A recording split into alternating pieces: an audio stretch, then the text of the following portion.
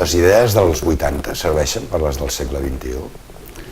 És a dir, Barcelona va plantejar els Jocs Olímpics d'estiu, que finalment es van realitzar l'any 1992, en plena crisi dels 80, i va semblar que era una bona manera de sortir d'aquella crisi, i va ser encertat. El que passa és que ara es planteja la mateixa solució per superar la crisi que estem visquent molt aguda, 2007, 2008, 2009 i 2010, en el qual es planteja que es facin uns nous Jocs Olímpics. La idea és repetitiva, però a més no és coincident amb els objectius de la ciutat per al segle XXI.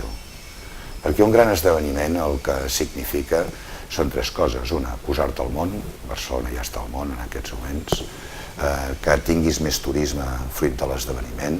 Ja hem acordat que volem una economia mixta a Barcelona basada en la diversitat i tenim un percentatge de turisme 12-14%, que és el que ens sembla que hi han d'estar bé. I tercer, fer infraestructures, i cap de les infraestructures dels Jocs Olímpics d'hivern es faran a Barcelona.